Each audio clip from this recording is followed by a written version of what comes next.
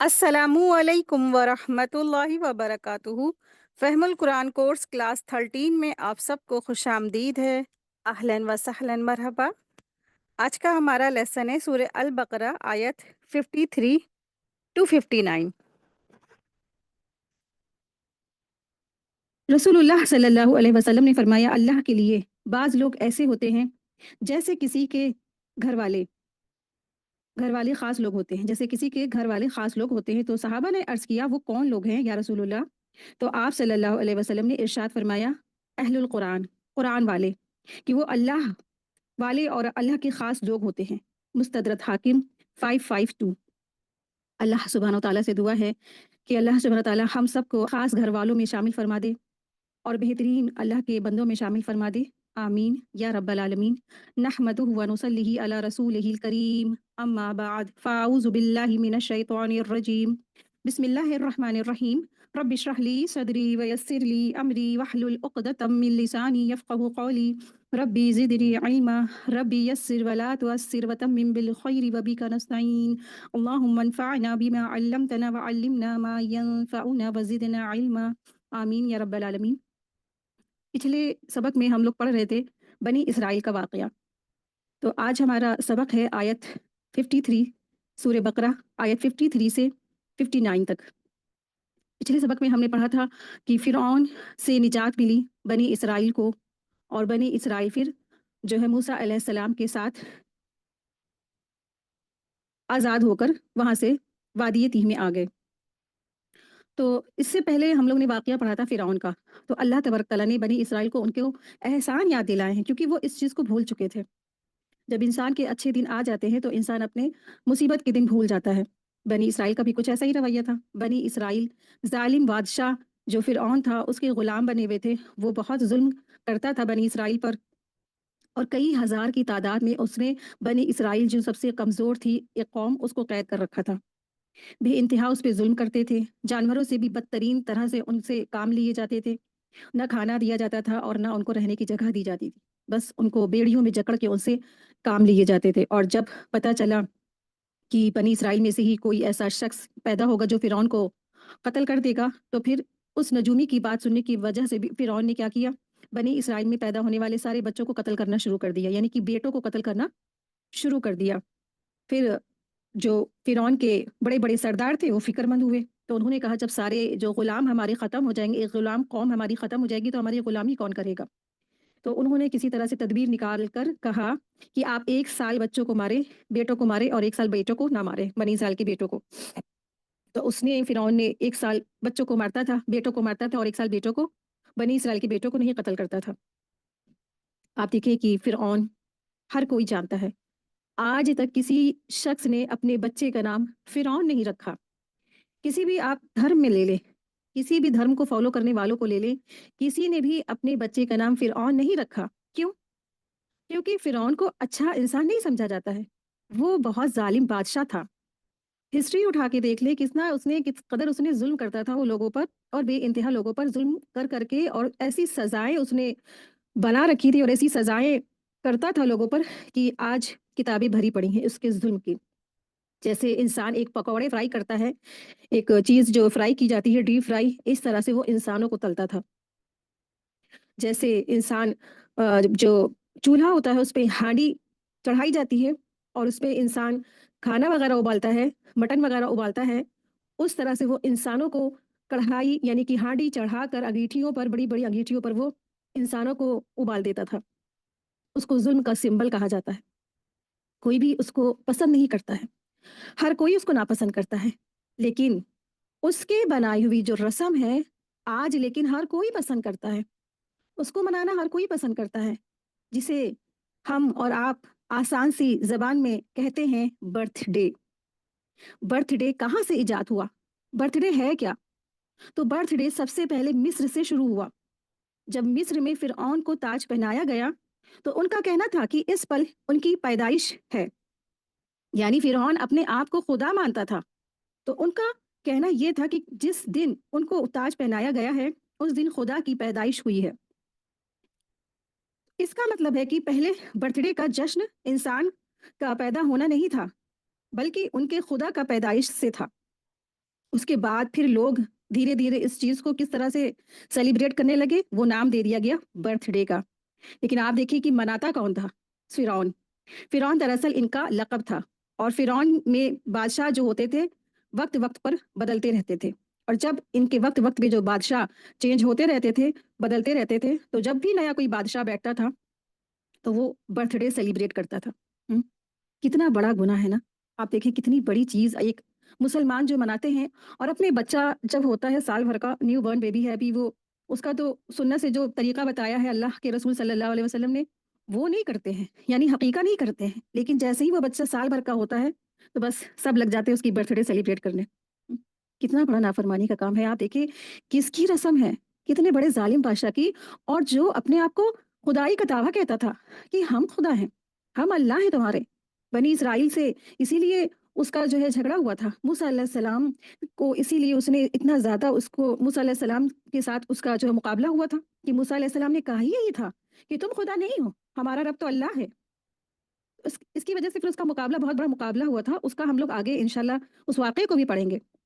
لیکن آپ یہ دیکھیں کہ برتھ ڈے ہم امت مسلمہ کچھ برا نہیں سمجھتے ہیں، اور جب ان کو بتایا جاتا ہے کہ آپ برتھ ڈے نہ منائیں، یہ اچھی چیز نہیں ہے، یہ گناہ ہے، تو کہتے ہیں آپ مجھے کوئی ایسی حدیث لا کے دکھائیں جس میں یہ لکھا ہو کہ برتھ ڈے منانا گناہ ہے۔ اتنا کافی نہیں ہے ان کو کہ ایک خدائی کا دعویٰ کرنے والا ظالم بادشاہ فرعون، جو وہ خود بناتا تھا، آج ہم بنا رہے ہیں نا، جو وہ چیز ہم نہیں مناتے جو کسی انبیاء نے منائی۔ کوئی ابراہیم علیہ السلام کی کوئی رسم ہو، چلو ٹھیک ہے منا لیجئے، موسیٰ علیہ السلام نے اگر منایا ہوتا تو آپ منا لیجئے، یا پھر عیسیٰ علیہ السلام نے کچھ ایسا اچھا طریقہ کچھ تھا تو منا لی۔ لیکن جب رسول اللہ صلی اللہ علیہ وسلم آ گئے تو پچھلے انبیاء کی ساری جو ہوتے ہیں اچھے کام بھی منسوخ کر دیے جاتے ہیں، کیونکہ ہمارے رول ماڈل اللہ سبحانہ تعالیٰ نے رسول اللہ صلی اللہ علیہ وسلم کو بنا دیا ہے، اب ہمیں ان کی شریعت کو فالو کرنا ہے۔ تو دیکھیں کہاں پہ کہا ہے آپ صلی اللہ علیہ وسلم نے، کس جگہ پہ کون سی حدیثیں، حدیثیں 12 12 15 15 بڑی بڑی حدیثیں جو بھری ہوئی ہیں، ان حدیثوں میں سے کوئی ایک حدیث دیکھیے کسی کا برتھ ڈے سیلیبریٹ ہوا ہے کیا؟ ہم؟ کہیں کوئی برتھ ڈے نہیں سیلیبریٹ کرا گیا، نہ کسی صحابہ نے منایا۔ صحابہ تو رسول اللہ صلی اللہ علیہ وسلم سے اس قدر محبت کرتے تھے، کسی صحابہ نے بھی آپ صلی اللہ علیہ وسلم کا برتھ ڈے نہیں سیلیبریٹ کیا۔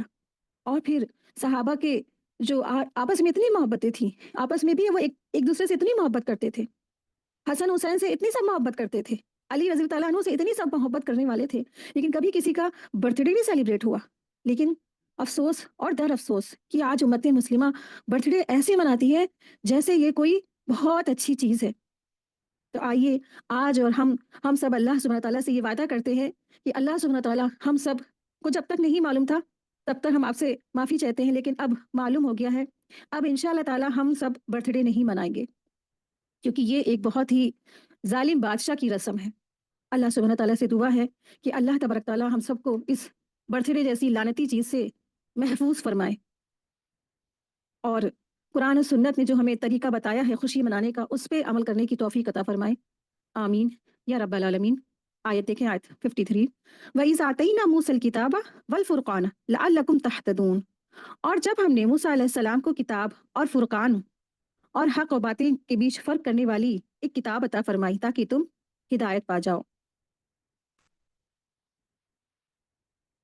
آیت 54، وَإِذْ قَالَ مُوسَى لِقَوْمِهِ يَا قَوْمِ إِنَّكُمْ ظَلَمْتُمْ أَنفُسَكُمْ بِاتِّخَاذِكُمُ الْعِجْلَ فَتُوبُوا إِلَى بَارِئِكُمْ فَاقْتُلُوا أَنفُسَكُمْ ذَلِكُمْ خَيْرٌ لَكُمْ عِندَ بَارِئِكُمْ فَتَابَ عَلَيْكُمْ إِنَّهُ هُوَ التَّوَّابُ الرَّحِيمُ۔ اور جب موسیٰ نے اپنی قوم سے کہا، اے میری قوم، بے شک تم نے اپنے آپ پر ظلم کیا بچڑے کو معبود بنا کر، لہٰذا اب تم اپنے پیدا کرنے والے کے حضور توبہ کرو اور تم اپنے آپ کو قتل کرو، یہ تمہارے لیے تمہارے پیدا کرنے والے کے نزدیک بہت بہتر ہے۔ پھر اللہ نے تمہیں توجہ کی، بے شک وہی توبہ قبول کرنے والا ہے اور نہایت رحم کرنے والا ہے۔ تو بنی اسرائیل سے بہت بڑا جرم ہو گیا تھا، اور جب موسیٰ علیہ السلام کوہ طور پر 40 راتوں کے لیے گئے تھے اللہ کے حکم کے مطابق، اور وہ شریعت لینے گئے تھے، تو انہوں نے ان کے پیچھے، بنی اسرائیل نے موسیٰ علیہ السلام کے پیچھے بچڑے کو معبود بنا لیا تھا، اور پھر اللہ تبارک تعالیٰ نے ان کے اس گناہ کو بھی معاف کر دیا تھا۔ اور کس لیے موسیٰ علیہ السلام کو بلایا گیا تھا؟ تاکہ ان کے لیے تورات نازل فرمائی جائے، لیکن ان کو معاف کرنے کی ایک شرط تھی۔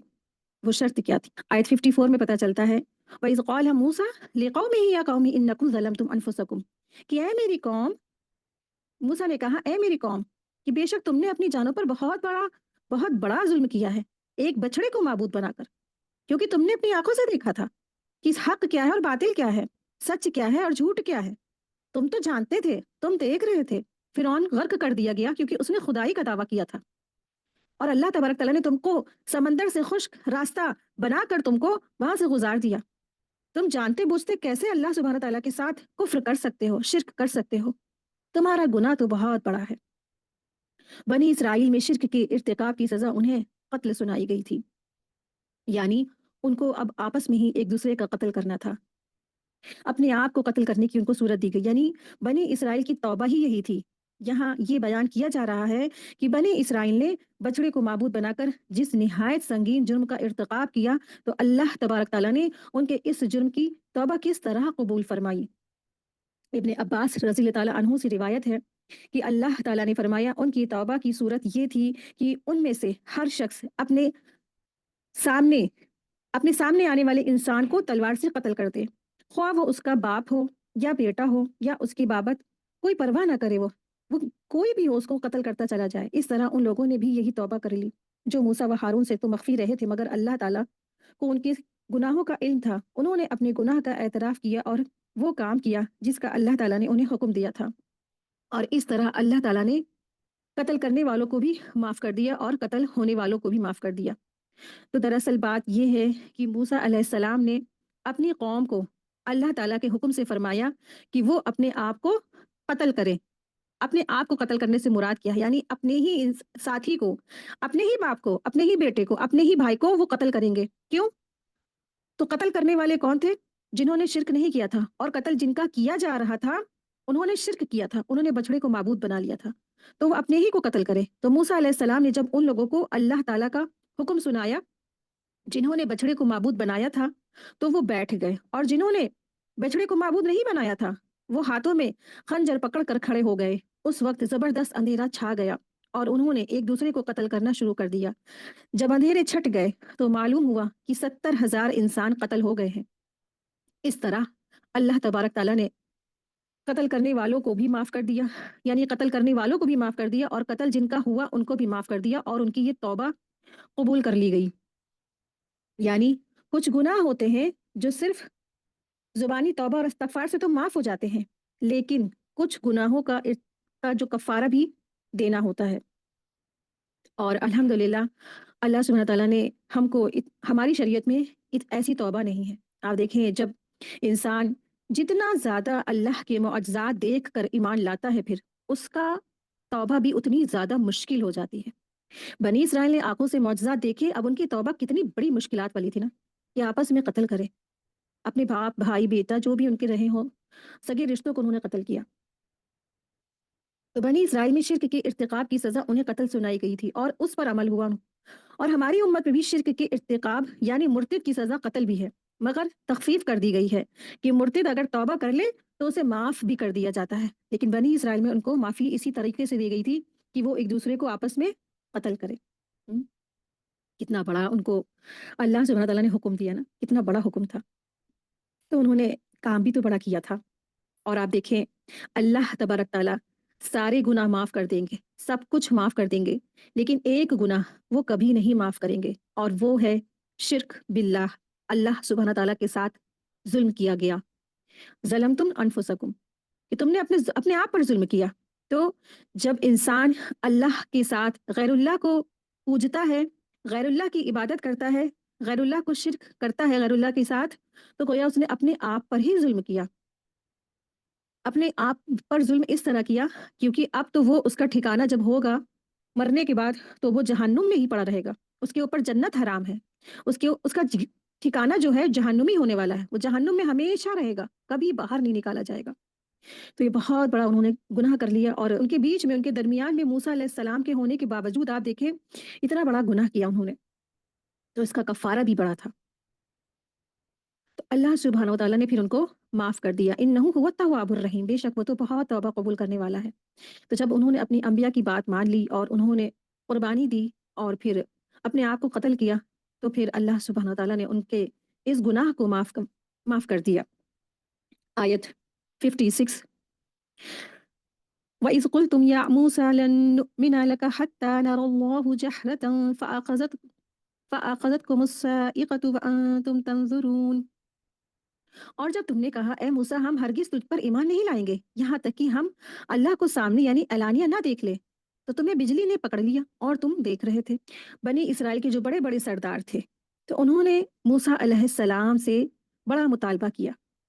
अल्लाह ताला का इरशाद है कि तुम मेरे उस एहसान को भी याद करो कि जब मूसा ने मुझे आमने सामने मुझको आमने सामने देख कर सवाल किया, हालांकि उसकी तो तुम जैसे इंसानों की इस्तिताअत भी नहीं है कि मुझे देख सके। यानी कि जब मूसा अलैहिस्सलाम ने भी अल्लाह सुब्हानहू तआला से सवाल किया था कि अल्लाह अपनी तजल्ली मुझे दिखा दे, तो अल्लाह तबारक तआला ने कहा कि तुम नहीं देख सकते, तुम इसकी इस्तिताअत ही नहीं रख सकते। तो मूसा अलैहिस्सलाम के बहुत जिद करने के बाद अल्लाह तबारक तआला ने अपनी तजल्ली दिखाई। एक ज़र्रा बराबर ही बस आया था कि मूसा अलैहिस्सलाम उसकी रोशनी से बेहोश हो गए। उसके बाद जैसे ही उनको होश आया तो फिर वो इस्तगफार करने लगे मूसा अलैहिस्सलाम। तो अल्लाह तबारक तआला को कोई नहीं देख सकता, कोई नहीं अपनी इन आँखों से देख सकता। ला तुदरिकुल अब्सार, कुरान करीम में अल्लाह सुब्हानहू तआला ने फरमाया है कि कोई ऐसी आँख नहीं है जो उसको देख सके, इल्ला ये कि वो फौत हो जाए, उसके बाद ही अल्लाह सुब्हानहू तआला को वो देख सकता है, अल्लाह से मुलाकात कर सकता है, यानी आखिरी ज़िंदगी में। अपनी इस ज़िंदगी में कोई भी अल्लाह तबारक तआला को नहीं देख सकता है।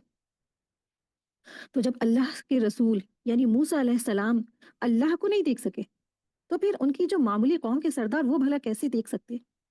लेकिन वो जो सरदाराने कौम थे, यानी कि उस कौम के जो सरदार थे, तो उन्होंने बड़ी ज़िद की। तो क्यों ज़िद की? तो मूसा अलैहिस्सलाम जब अल्लाह के पास से उन तख्तियों को, जब 40 रात का वादा था, और तो तौरात की तख्तियाँ यानी कि अहकाम और शरीयत की जो तख्तियाँ वो लेकर आए थे तौरात की, जिनमें तौरात लिखा हुआ था, तो मूसा अलैहिस्सलाम ने देखा कि उनके कौम के लोगों ने बछड़े की पूजा शुरू कर दी है। तो आपने उन्हें हुक्म दिया कि अपने आप को कत्ल करो। उन्होंने ऐसा ही किया, जिससे अल्लाह ने उनकी तौबा भी कबूल फरमा ली। मूसा अलैहिस्सलाम ने उनसे कहा, उन तख्तियों में अल्लाह की किताब लिखी हुई है और इस किताब में तुम्हारे लिए अल्लाह ताला ने अवामिर और नवाही यानी कि तुम्हें करना क्या है और क्या नहीं करना है, ये भी लिखा हुआ है। तो उन्होंने कहा, मूसा तेरी बात का कौन यकीन करे? अल्लाह की कसम, हम तो उसको उस वक्त तक अल्लाह की किताब तस्लीम ही नहीं करेंगे जब तक हम खुद अल्लाह को अपने सामने ना देख लें और वो खुद ये ना फरमाए कि ये मेरी ही किताब है, तुम इसको ले लो। मूसा बताइए तो सही कि आखिर अल्लाह ताला हमसे इस तरह क्यों कलाम नहीं करता जिस तरह आपसे कलाम करता है। लन नुमिना लका हत्ता नरल्लाहु जहरतन, हम हरगिज तुझ पर ईमान नहीं लाएंगे यहाँ तक कि हम अल्लाह को सामने ना देख लें। तो उस वक्त अल्लाह ताला की तरफ से ये अजाब आया कि उनको बिजली ने आ घेरा, जिसकी वजह से वो सब के सब मर गए। तो इतना बड़ा मुतालबा किया, इतनी बड़ी बात की कि उन्होंने क्या कह डाला मूसा से कि हम जब तक मानेंगे नहीं, जब तक हम ईमान नहीं लाएंगे इस तौरात पर, जब तक हम अल्लाह सुब्हानहू तआला को सामने ना देख ले, हत्ता नरल्लाहु जहरा। इतनी बड़ी जुर्रत देखें, इतनी बड़ा मुतालबा है कि बिल्कुल जैसे अकल के बिल्कुल ही जैसे भूसा भरा था उनके दिमाग में, हाथ खत्म कर दी। इतनी बड़ी बड़ी मौजज़ात आंखों से देखने के बाद, इतनी बड़ी बड़ी चीजें देखने के बाद उनको तो चाहिए था कि वो आजिज़ी इख्तियार करते, मूसा अलैहिस्सलाम की हर बात मानते।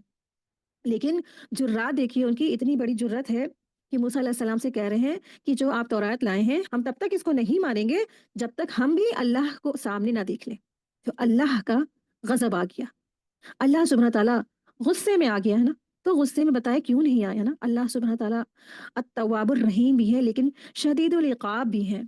जब इंसान हदें क्रॉस करता है, हदें तोड़ देता है, अल्लाह की शरीयतों को तोड़ देता है, रसूल की नाफरमानी करता चला जाता है और यकीन नहीं करता है, ईमान नहीं लाता है, हम कैसे मान लें? ये कुरान की यही आयत है, हम कैसे मान लें? कुरान में यही लिखा है, मतलब कुरान करीम में जो फायदे की आयत होती है उनको तो वो ले लेता है, क्योंकि इसमें उसका ही फ़ायदा हो रहा है। जहाँ पर अल्लाह तबारक तआला ने ख़वातीन के हिस्सों की बात कही है, तो ख़वातीन तो अक्सर यही कहती हैं कि भाई वालिदैन के प्रॉपर्टी में तो बहनों का भी हिस्सा है, हमको तो चाहिए। हालाँकि वालिदैन ने अपना सब कुछ निछावर कर के शादियों में तबाह बर्बाद हो गए हों, लेकिन तब भी उनको प्रॉपर्टीज़ में हिस्सा चाहिए होता है, ठीक है, तो ले लें अल्हम्दुलिल्लाह। लेकिन उन आयत को वो क्यों नहीं देखती हैं, जहाँ पे अल्लाह ने अहकामात दिए हैं, जहाँ पे अल्लाह सुब्हानहू तआला ने उनसे कहा है कि तुम गीबत ना करो, तुम चुगली ना करो, तुम सूद मत खाओ, तुम हिजाब में चलो, तुम आंखें झुका के चलो, तुम एक दूसरे की बदगुमान वाली बातें भी मत सोचो। तो वो आयतें नहीं दिखती उनको। हुँ? तो हम कैसे मान लें? हम कैसे यकीन कर लें कुरान में लिखा है? इसी तरह से बनी इसराइल के अंदर भी जुराइम और उन्होंने हद ख़त्म कर दी। तब अल्लाह तबारक ताला भी उन पे बिजली गिरा के उनको ख़त्म कर दिया। अल्लाह सुब्हानहू तआला ने उनके ऊपर साइक़तु व अंतुम तंज़ुरून, और हमने तुमको पकड़ लिया किस चीज़ से? बिजली की कड़ाकों से। यानी कि एक ऐसी बिजली चमकी कि सारे के सारे जो 70 आदमी थे, वही बन के राख का ढेर बन के ख़त्म हो गए। और उसमें से कुछ लोग जो थे वो देख भी रहे थे। लेकिन मूसा अलैहिस्सलाम तो दरअसल क्या थे? वो रसूल थे, वो अल्लाह के दोस्त भी थे। और मूसा अलैहिस्सलाम काफ़ी परेशान हो गए, क्योंकि जिन बनी इसराइल को इसलिए लाए थे कि हम अल्लाह को देखना चाहते हैं, और हम आपके अहकामात को तभी मानेंगे जब हम अल्लाह को देख लेंगे। पीछे बाकी बड़ी सारी जो बनी इसराइल की जो तादाद मौजूद थी, फिर उनको वो क्या जवाब देते कि जिनको हिफाजत और निगरान बनाकर अपने साथ ले गए वो वहीं ख़त्म कर दिए गए, मार दिए गए। बाकी बनी इसराइल को वो क्या जवाब देते? तो इस वजह से मूसा अलैहिस्सलाम बहुत परेशान हुए। फिर उन्होंने अल्लाह तबारक तआला से दुआ फरमाई कि अल्लाह इनको फिर से ज़िंदा कर दे, इनको माफ़ फरमा दे। और रसूल की बात अल्लाह सुब्हानहू तआला ने कबूल फरमाई। सुम्मा बअसनाकुम मिन बादी मौतिकुम लअल्लकुम तशकुरून। फिर हमने तुम्हें ज़िंदा किया ताकि तुम्हारी मौत के बाद, ताकि तुम शुक्र अदा करो। तुम्हारी मौत के बाद हमने तुमको दोबारा ज़िंदा कर दिया ताकि तुम शुक्र अदा करो। शुक्र अल्लाह को बहुत पसंद है, और अल्लाह सुब्हानहू तआला ने उनको मौत के बाद दोबारा ज़िंदगी दे दी। मौत के बाद वो दोबारा ज़िंदा कर दिए गए। लेकिन उन्होंने क्या किया? सिर्फ़ और सिर्फ़ नाशुक्री की। शुक्र करना तो दूर, उन्होंने नाशुक्री का मुज़ाहिरा किया और नाशुक्री करते चले गए। अल्लाह सुब्हानहू तआला के साथ कुफ़्र करते चले गए। आयत 57, वज़ललना अलैकुमुल गमामा व अंज़लना अलैकुमुल मन्ना वस्सलवा कुलू मिन तय्यिबाति मा रज़क़नाकुम वमा ज़लमूना वलकिन कानू अनफुसहुम यज़लिमून। और हमने तुम पर साया किया बादलों का, और खाने के लिए तुम पर मन सलवा उतारा, और कहा कि उन पाकीज़ा चीज़ों में से खाओ जो हमने तुम्हें अता किए हैं। और उन्हें उन्हें हमने ज़ुल्म नहीं किया था, बल्कि वो अपने आप पर ही ज़ुल्म करते थे। अब अल्लाह सुब्हानहू तआला ने उनको अपनी उन नियामतों का ज़िक्र करके याद दिलाया है, जिस जिनसे उसने बनी इसराइल को नवाज़ा था। यानी कि वज़ललना अलैकुमुल गमामा, और हमने बादलों का साया तुम पर किए रखा। गमामा, गमामुन यानी गमामा की जमा है। इसके मायने ढाँपने के होते हैं। बादल को इसलिए गमामा कहा जाता है कि वो आसमान को छुपा लेता है, ढाँप लेता है। इससे मुराद वो सफ़ेद बादल हैं जिससे अल्लाह ताला ने उनके सरों पर तीह के मैदान पे साया कर रखा था, ताकि वो सूरज की गर्मी से बच सके। तो सहराए सीना यानी रेगिस्तान, जिसका नाम सीना था, उनके आस-पास खाने के लिए कुछ ना था उसमें, और सेहरा की धूप उन्हें जला देती थी। तो अल्लाह ताला ने उन पर ख़ास किस्म के बादल का साया कर दिया। अल्लाह सुब्हानहू तआला की ये सबसे बड़ी नियामत थी कि अल्लाह तबारक तआला ने उनको रेगिस्तान जैसे इलाके में बादलों का साये से नवाजा था। आज आप देखें, रेगिस्तान जहाँ पर कोई पानी नहीं हो, कुछ भी नहीं, और वहाँ पे ऐसी जला देने वाली धूप, तो इंसान का क्या हाल होगा। दरअसल फ़िरौन से जब इनको निजात मिली और एक ही बड़े से मैदान वादी तीह में जब ठहरे थे, तो अल्लाह तबारक तआला ने इनको जो है बादलों का साया इनके ऊपर किए रखा। और अल्लाह सुब्हानहू तआला ने उनके लिए एक और नियामत से नवाजा, व अंज़लना अलैकुमुल मन्ना, और हमने तुम पर मन्ना व सलवा उतारा। मन सलवा के बारे में इब्ने अब्बास रज़ी अल्लाह ताला अन्हु से रिवायत है कि उनके लिए मन दरख्तों पर नाजिल होता था। वो सुबह के वक्त जाते और जिस कदर चाहते थे खा लेते थे। कतादा फरमाते हैं कि मन उनके घरों में ही था। इस तरह नाजिल होता था जिस तरह बर्फबारी होती है। ये दूध से ज्यादा सफेद और शहद से ज्यादा मीठा था, और तुलुए फजर से तुलुए आफताब तक नाजिल होता था, और उनसे हर शख्स दिन भर की अपनी जरूरत के मुताबिक ले लेता था। अगर कोई इससे ज्यादा ले लेता था तो ये खराब होता था, यानी वो खराब हो जाता था और खाने के काबिल ना रहता था। हाँ, अलबत्ता छठे दिन यानी जुमे के दिन इस कद्र ले सकते थे, जो छठे और सातवें दिन यानी जुमे और हफ्ते के दिनों के लिए काफी होता था, क्योंकि हफ्ते का दिन उनकी ईद का दिन था, और उस दिन सब कामों की छुट्टी होती थी। ये सारे इनामात जंगल ही में पेश आते थे। मन के बारे में ये भी मशहूर है कि ये एक गोंद या शहद जैसी चिपचिपी ऐसी चीज होती है। सही बुखारी की हदीस में आता है, खुम्बी भी من की किस्म है और इसका पानी आँख के लिए शिफा है। हदीस नंबर है 5708। इमाम तिरमिज़ी ने हज़रत अबू हुरैरा रज़ी अल्लाह अन्हु से रिवायत किया है कि रसूलुल्लाह सल्लल्लाहु अलैहि वसल्लम ने फरमाया, अजवा जन्नत से है। जो अजवा खजूर है वो जन्नत से है और ये हर चीज़ से शिफा है, और खुम्बी भी मन से है और इसका पानी आँख के लिए शिफा है। ये हदीस नंबर 2066 में तिरमिज़ी की हदीस है। तो इस हदीस से पता चलता है कि अजवा खजूर हर चीज़, हर बीमारी से शिफा है इसमें। अल्लाह सुब्हानहू तआला ने इसमें बहुत शिफा दी है। और दूसरी चीज़ जो मन है वो खुम्बी है, और इसके पानी से अगर आँख साफ़ की जाए तो वो उसमें शिफा है। तो ये पूरा तरीका तिब्ब नबी से इलाज में मिलता है। और दरअसल खुम्बी क्या है? खुम्बी जिसे हम अपनी आस-पास, जब हम लोग जानते हैं, जो जानी-मानी लैंग्वेज में इसको मशरूम कहते हैं। खुम्बी यानी मशरूम होता है, और क्योंकि ये अपने आप ही जंगल वगैरह में या ऐसी छतों वगैरह में अपने आप से निकल निकल आती है, तो इसको भी मन कहा जाता है। इब्ने अब्बास रज़ी अल्लाह अन्हु से रिवायत है कि सलवा क्या था? तो सलवा देखते हैं हम लोग कि सलवा बटेर के मुशाबा एक परिंदा था जिसे वो खाते थे। यानी कि मन के बारे में पता चला कि एक मीठी सी ऐसी चीज़ थी, और सलवा एक परिंदे जैसा एक चीज़ थी जो जिसे परिंदे की शक्ल में वो होता था और जिसको वो लोग खाते थे। इकरिमा फरमाते हैं कि सलवा एक परिंदा था, जिस तरह जन्नत के परिंदे होंगे, ये चिड़िया के बराबर इससे कुछ बड़ा परिंदा था।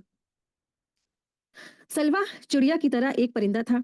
जुनूब की तरफ से हवा चलती थी तो ढेर लगा देती थी। आदमी अपनी दिन भर की ज़रूरत के मुताबिक ज़िबा कर लेता था, और अगर वो ज़रूरत से ज़्यादा जमा करता तो ख़राब हो जाता और खाने के काबिल नहीं रहता। हाँ, अलबत्ता छठे दिन यानी जुमे के दिन उस कद्र ज़िबा कर सकते थे जो छठे और सातवें यानी जुमे हफ्ते के दिनों के लिए काफ़ी हो, क्योंकि हफ्ते का दिन इबादत का दिन था उनके यहाँ, और उस दिन इबादत के सिवा दीगर तमाम कामों की छुट्टी होती थी। इरशाद बारी ताला है, कुलू मिन तय्यिबाति मा रज़क़नाकुम, जो पाकीज़ा चीज़ें हमने तुमको अता फरमाई हैं तुम उनको खाओ। तो अल्हम्दुलिल्लाह, अल्लाह सुब्हानहू तआला ने कितनी नेमतें आज हमको दी हैं।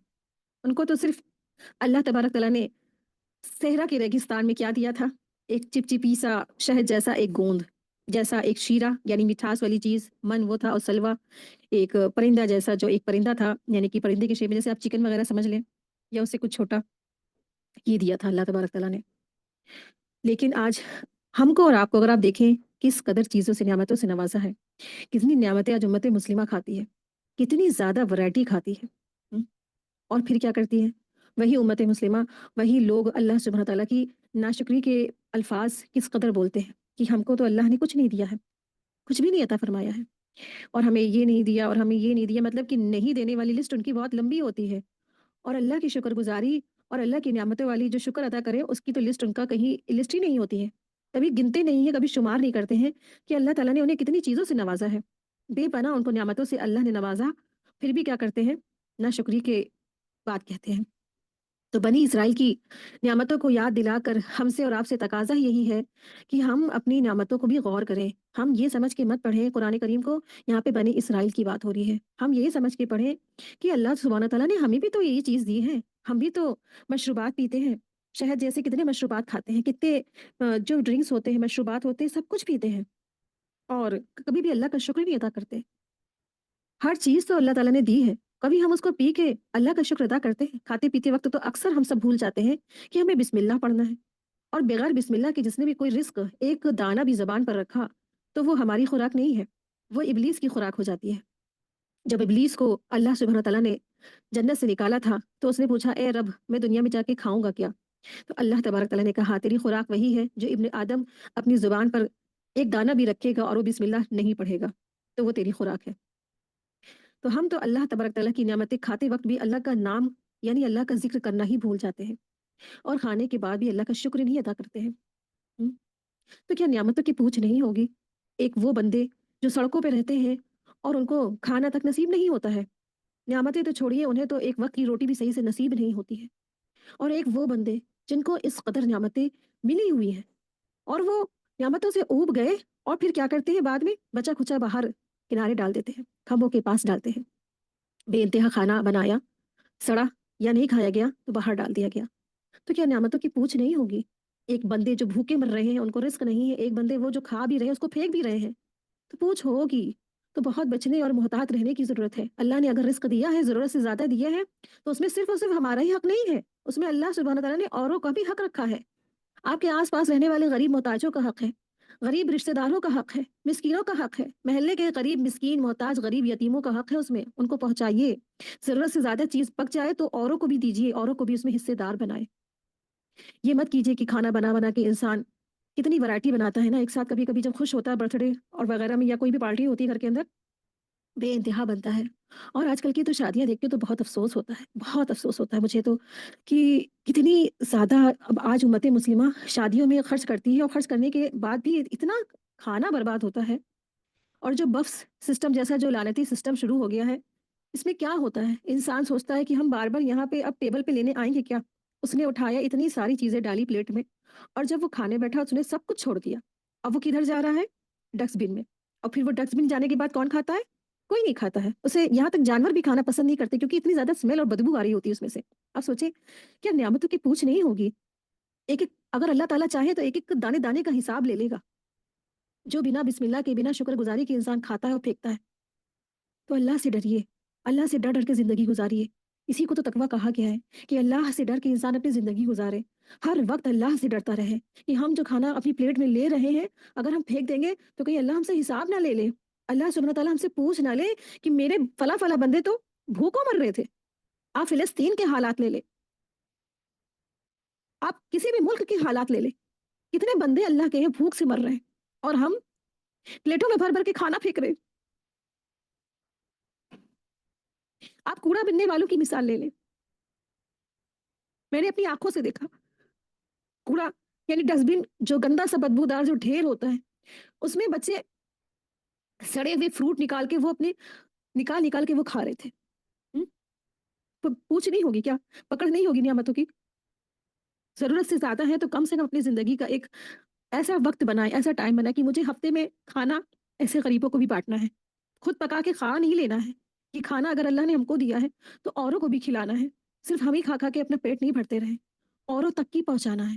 امت وسط بنایا ہی اسی لیے گیا ہے تاکہ تم نیکی کا حکم دو اور برائی سے لوگوں کو بچاؤ۔ تو وہ کھانا جس کو بے انتہا ضرورت ہے، ضرورت مندوں تک پہنچائیں۔ ہم بار بار 50 بار فریج میں رکھ رکھ کر اور گرم کر کر کر کے ہم ہی نہیں کھاتے رہیں، ضرورت مندوں تک کی پہنچانا ہے وہ کھانا، جو ضرورت مند ہے، جو بے انتہا ان کو کھانے کی فوڈ کی ضرورت ہے۔ اور پھر ٹھنڈ کا موسم چل رہا ہے، ان کو ٹھنڈ کی چیزیں بھی مہیا کرانی ہے، سویٹرز، گرم چیزیں، وولن بلینکٹس وغیرہ بھی ان کو پہنچائیں آس پاس۔ اگر آپ دیکھیں اتنی بڑی تعداد ہے امت مسلمہ کی، اگر ہر فیملی سے ایک ایک بلینکٹ اور ایک ایک سویٹر لوگ پہنچا دے غریبوں کو، تو کوئی ٹھنڈ سے نہ مرے، کوئی بھوک سے بھی نہ مرے۔ ایک ایک فیملی، جو ایک ایک فیملی مسلمان کی فیملی ہے، وہ دو دو مسکینوں کو کم سے کم یہ سب افورڈ کرا دے، پہنچا دے، مہیا کرا دے، تو لوگ ٹھنڈ سے نہ مرے۔ کیوں؟ لیکن پھر بھی کیا ہے، لوگ ٹھنڈ سے مرتے ہیں، ختم ہوتے ہیں، بھوک سے مرتے ہیں، کیونکہ امت مسلمہ تو سوئی ہوئی ہے، اسے تو اپنی اپنی اپنی عیش اور اپنی خواہش دکھتی ہے کہ نہیں، مجھے تو اپنا جمع کرنا ہے، اور مجھے اپنے جمع کر کے مجھے فلاں فلاں جویلری بنانی ہے، مجھے فلاں فلاں کا سوٹ اس سے بھی ٹکر سے اوپر بنانا ہے، تاکہ اس کا جو فلاں فلاں ڈریس ہے نا وہ پیچھے ہو جائے، اور میرا ڈریس جب اگلی فنکشن میں پہنوں تو لوگ بولے واہ واہ کتنا بہترین تم نے ڈریس پہنا ہے، کیا تمہاری ڈریس اسٹائل ہے، واہ۔ تو بتائیے، کیا اللہ سبحانہ تعالیٰ پوچھیں گے نہیں؟ پوچھ تو ضرور ہوگی۔ دیکھیے، تو اللہ سے ڈر ڈر کے اپنی زندگی گزارنی ہے۔ وہ ڈھٹائی، وہ ضد، وہ ہٹ دھرمی جو بنی اسرائیل نے کی ہے، وہ بنی اسماعیل نہ کرے۔ اسی لیے اللہ سبحانہ تعالیٰ بنی اسرائیل کی ساری کچے چٹے کھول کے ہم لوگوں کو بتا رہے ہیں، تاکہ ہم یہ سب سے ان سب باتوں سے عبرت حاصل کریں کہ نعمتیں ان کو بھی دی گئی تھی، اور نعمتیں ہم کو اور آپ کو دی گئی ہیں۔ نعمتوں کی قدر انہوں نے نہ جانی، ہمیں کیا کرنا ہے، نعمتوں کی قدر کرنی ہے، اور نعمتوں کی قدر کے ساتھ یعنی اللہ کے ذکر اور اللہ کے سنت کے طریقے سے بتائے ہوئے طریقے سے کھانا کھانا ہے، کھانا کھا کے اس کا شکر ادا کرنا ہے، اور کھانا اتنا نہیں استعمال کرنا ہے کہ وہ پھینک دیا جائے۔ کھانے کو برباد کرنے سے بچے، جو پھینک رہا ہے اس کو بھی سمجھائیں حکمت کے ساتھ۔ اللہ سبحانہ تعالیٰ سے دعا ہے کہ اللہ تبارک تعالیٰ ہم سب کو، سارے امت مسلمہ کو رسول اللہ صلی اللہ علیہ وسلم کی سنت پر اور ان کے طور طریقوں پر چلنے کی توفیق عطا فرما دے، آمین یا رب العالمین۔ آیت 58۔ وَإِذْ قُلْنَا ادْخُلُوا هَٰذِهِ الْقَرْيَةَ فَكُلُوا مِنْهَا حَيْثُ شِئْتُمْ رَغَدًا وَادْخُلُوا الْبَابَ سُجَّدًا وَقُولُوا حِطَّةٌ نَغْفِرْ لَكُمْ خَطَايَاكُمْ وَسَنَزِيدُ الْمُحْسِنِينَ۔ اور جب ہم نے کہا تم اس بستی میں داخل ہو جاؤ اور اس میں जहाँ से तुम जी चाहो जी भर के खाओ, और तुम दरवाजे में से सजदा करते हुए दाखिल होना और कहना, ए अल्लाह हमें बख्श दे, तू हमारी खताओं को माफ फरमा दे, और अनकरीब हम एहसान करने वालों को ज्यादा देंगे। बैतुल मकदस फतेह हो गया तो अल्लाह ताला ने उनसे कहा कि शुक्रगुजारी में अल्लाह के आजिज बंदा बनो और अल्लाह के आगे सजदा रेज होकर गुनाहों की बख्शिश मांगते हुए इस शहर में दाखिल हो जाओ और हित्ततुन कहते जाओ, तो हम तुम्हारे गुनाहों को माफ फरमा देंगे। तो दरअसल बात ये थी कि बनी इसराइल का जिहाद से इनकार हुआ। तो वाक़ये की तफ़सील सूरह माइदा में पूरी डिटेल में है, लेकिन मुख्तसर सा हम लोग देखते हैं कि मूसा अलैहिस्सलाम जब बनी इसराइल को लेकर वादी सीना यानी वादी तीन में पहुंचे, तो उस वक्त ये कौम लाखों की तादाद में थी। मूसा अलैहिस्सलाम ने मुल्क शाम पर हमला करने के लिए कहा। यही वो मुल्क था जिसका उनसे वायदा किया गया था। तो कहने लगे, मूसा वहां तो जाबिर किस्म के लोग रहते हैं, लिहाजा हम उनसे मुकाबला की ताकत ही नहीं रखते हैं, और अगर ये हमला ऐसा ही जरूरी है तो तुम और तुम्हारा परवरदिगार दोनों जाकर उनसे जंग करो, हम तो यहीं बैठे रहने वाले हैं। उनका ये जवाब दरअसल उस बुजदिली की वजह से था जो मुद्दतों तक फिरौन की गुलामी में रहने की वजह से उनके अंदर पैदा हो गई थी। यानी कि वो बुजदिल बन गए थे। वो जो कौम थी पूरी एक बड़ी सी तादाद, वो बुजदिल कौम बन गई थी, वो गुलामी की जंजीरों में जकड़ चुकी थी। तो इस जवाब पर अल्लाह ताला ने उनके लिए शाम की फतह 40 साल तक मुअख्खर कर दी। यानी जो काम इसी वक्त हो जाता, वो काम उनके लिए 40 साल के लिए डीले कर दिया गया, ताकि इस अरसे में जो बुजदिल नस्ल वाले जो लोग हैं वो मर खप जाएं, और आइंदा जो नस्ल बन के जो तैयार हो वो लीडर हो, हिम्मत वाले हो, ताकतवर हो, जिहाद के लिए अपनी जानें कुर्बान करने वाले हों। और अब ये सवाल था कि उस बयानात में कोई नया मकान नहीं था, ना सामान था, और ना लोगों की तादाद में थे। तो अब अल्लाह सुब्हान तआला ने इस दरमियान जो 40 साल तक ये वादी थी में भटकते रहे, तो अल्लाह सुब्हान तआला ने इस मुद्दत में उनके लिए बादलों का साया किया, मन सलवा नाजिल फरमाया, सब कुछ नाजिल फरमाया। और अल्लाह सुब्हान तआला ने उनको हुक्म दिया कि तुम इस शहर में दाखिल हो, लेकिन कैसे दाखिल होना है? जो इतनी बैतुल मक़दस ज़मीन थी, जो यहाँ पे अर्दुल मुक़द्दस की जो बात हो रही है, तो ये बैतुल मक़दस यानी कि शाम की ज़मीन थी, जहाँ पे इस वक़्त मस्जिद अक़सा है। तो वो अंबिया का मस्कन और मदफ़न था। अल्लाह सुब्हान तआला ने बनी इसराइल को कहा कि तुम इस जगह उतर जाओ और खाओ पियो, और जो है तुम्हें क्या करना है, आजीजी से जाना है। ये मतलब नहीं था कि तुम बस सजदा करते करते करते चले जाओ, तो पॉसिबल नहीं था ना। पॉसिबल तो ये चीज़ था कि तुम उसमें जब दाखिल हो तो ऐसे दाखिल हो कि तुम्हारा ऐसा रवैया हो, और ऐसा तुम्हारे अंदर आजीजी हो, और ऐसे तुम्हारे अंदर जो है अल्लाह के आगे झुक जाने वाली नीयत हो। तो उसको कहा गया कि उदखुलू की वदखुलू बाबल सुज्जदा, बाबा सुज्जदों वकूलु हित्ततन, यानी कि सजदा करते हुए आजीजी के साथ, इंकसारी के साथ उस जमीन में दाखिल हो और कहते जाना, हित्ततुन, हित्ततुन यानी कि हमें बख्श दे, हमें बख्श दे, और हम तुम्हारी खताओं को बख्श देंगे, और हम एहसान करने वालों को बहुत ज्यादा देंगे, बे इंतहा देंगे। लेकिन क्या किया उन्होंने? फबद्दल लजीना, आयत 58, फबद्दल लजीना ज़लमू कौलन गैर लजी क़ील लहुम फ़अंज़लना अला लजीना ज़लमू रिजज़म मिनस समाई बिमा कानू यफ़सुकून। कि तो जिन लोगों ने जुल्म किया था, तो उन्होंने बात को बदल दिया सिवाय उसके जो उनसे कही गई थी। फिर हमने उन जालिमों पर आसमान से अजाब नाजिल किया, इस वजह से कि वो नाफरमानी करते थे। तो अल्लाह तबारक तआला ने उनके ऊपर जो है रिज्ज यानी जबरदस्त बीमारी नाजिल फरमाई और अजाब नाजिल फरमाया, जिसको मुफस्सिरीन इकराम कहते हैं कि ये ताउन की बीमारी थी। ताउन की बीमारी, जिसमें एक ज़रा सा भी एक जर्म्स लगता है और एक दूसरे को फैलती है बहुत तेज़ी से, और लाखों की तादाद में इंसान ख़त्म हो जाता है, जैसे कि हम और आप सब अच्छी तरह से वाकिफ़ हैं कोरोना से। तो इस तरह की कोई ताउन की बीमारी भी इनके अंदर फैली थी, और ये सारे के सारे लोग ख़त्म हो गए थे। तो काम ही ऐसे ही किया था। बनी इसराइल को तो ये हुक्म दिया गया था कि वो सजदा करते हुए, हित्ततन कहते हुए बस्ती में दाखिल हो, लेकिन वो अपने जो है ना सिरोनियों को घसीटते हुए, यानी कि अपने कूलों को घसीटते हुए उस बस्ती में वो दाखिल हो गए, और वो कहते गए हित्ततुन की जगह हब्बतुन उन्होंने कहा। बुखारी की हदीस में 4479 में इनके बारे में तफसील से है कि वो बस्ती में जब दाखिल हुए तो हित्ततुन को बदलकर उन्होंने हब्बतुन कहने लगे, यानी हमें गंदम दे, गंदम के दाने दे, इस तरह से उन्होंने कहना शुरू कर दिया।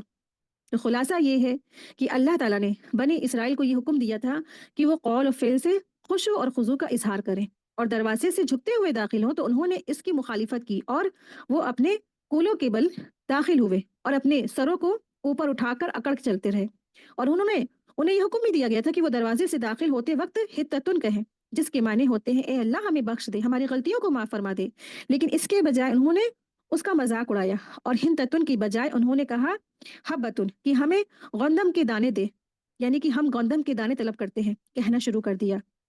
یہ حکم الہی کی مخالفت تھی، اور اس کی جو ہے نا اس کے خلاف نافرمانی تھی۔ یہی وجہ ہے کہ اللہ نے ان کے اس فسق یعنی حکم الہی کی اطاعت کی بجائے مخالفت کرنے کی وجہ سے ان پر عذاب نازل فرمایا، جیسا کہ اللہ تبارک تعالیٰ فرماتے ہیں فَأَنزَلْنَا عَلَى الَّذِينَ ظَلَمُوا رِجْزًا مِّنَ السَّمَاءِ بِمَا كَانُوا يَفْسُقُونَ، پھر ہم نے ان ظالموں پر آسمان سے عذاب نازل کیا اس وجہ سے کہ وہ نافرمانی کرتے تھے۔ تو ایسی بیماری آئی کہ وہ سب کے سب ختم ہو گئے۔ تعاون کا مرض یعنی رجز یعنی عذاب ایسی بیماری کہ بڑی سی تعداد ان کی پوری ختم ہو گئی۔ تو اللہ سبحانہ تعالیٰ جب کسی کی پکڑ کرتے ہیں کسی قوم کی تو پھر وہ ختم کر دی جاتی ہے۔ کیوں اللہ سبحانہ تعالیٰ نے ان کی پکڑ کی؟ کیونکہ وہ فسق کرتے تھے، بما کانوا یفسقون، وہ نافرمانی کرتے تھے۔ تو فسق کے معنی یہی ہے کہ اللہ کی اطاعت سے باہر نکل جانا، اللہ کی اطاعت، اللہ کی جو ایک حدود ہوتی ہے اس کے باہر نکل جانا ہی فسق ہوتی ہے۔ فسق یعنی گناہ کے کام، نافرمانی کرنے والی قوم۔ اللہ سبحانہ تعالیٰ سے دعا ہے کہ اللہ تبارک تعالیٰ ہم سب کو اللہ کا اطاعت گزار، فرما بردار، نیکوکار، صالح، نیک لوگوں میں، مقربین میں شامل فرما دے۔ آمین یا رب العالمین۔ وآخر دعوانا ان الحمد للہ رب العالمین، سبحانک اللہم و بحمدک، اشہد ان لا الہ الا انت، استغفرک و اتوب الیک۔ السلام علیکم ورحمۃ اللہ وبرکاتہ۔ جزاکم اللہ خیرا کثیرا۔